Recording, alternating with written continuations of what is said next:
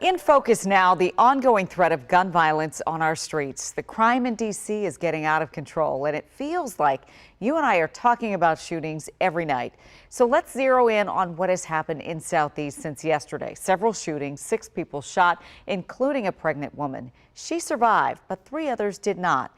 Mayor Muriel Bowser got a question about this from a community member earlier, but her answer about fighting crime wasn't too specific.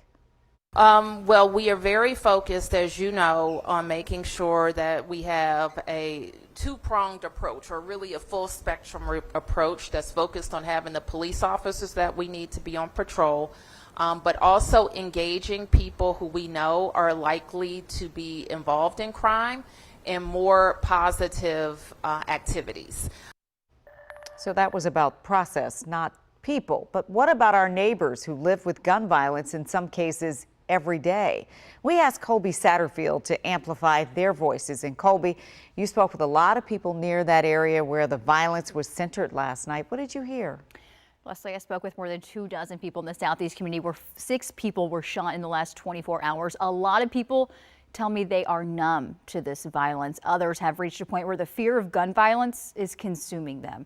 There is a clear consensus among everyone I spoke to. Something more needs to be done. Yeah, people scared to come out their own house. This man has lived in D.C. all his 42 years, and like everyone I spoke to tonight, he does not want to share his name or show his face, but was willing to share how gun violence is permeating his family and community's lives. And as you can see, no kids outside. No kids. Why? Drive-by shooting. You got to worry about that. Don't nobody want their kids out here. I know I don't. A lot of other people are feeling that way too. It's the middle of summer. Normally you see kids out here up and down the street, water balloon fights, cookouts. You don't have none of that. After another night of violence with 6 people shot and 3 of our neighbors killed in the span of hours. It's sad. It's sad. You see it on the news, and then you be like, God, that was a 15-year-old. He ain't even get a chance to live their life. Why? Because an act of simple violence. It's sad.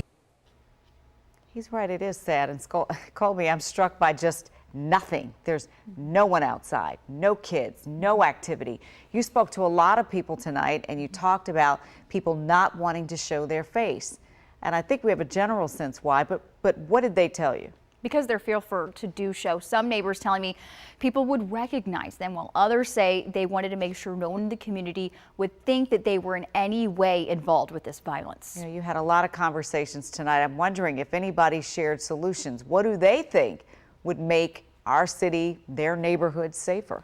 A lot of people I talked to had a lot of ideas, and most of them different. Some people talking about putting more police in the community, while others talked about programs to get kids and teenagers involved and engaged. The man we heard from just a few moments ago suggested building a trade center for the youth in the heart of the Southeast community so young people can pursue their passions, whether it be art or rapping or working on cars, a place for them to keep their minds busy and away from the streets. They've got a lot to do, and they've got a lot of things to think about as the city and all of us in the community figure out how to end this violence. Colby, thank you.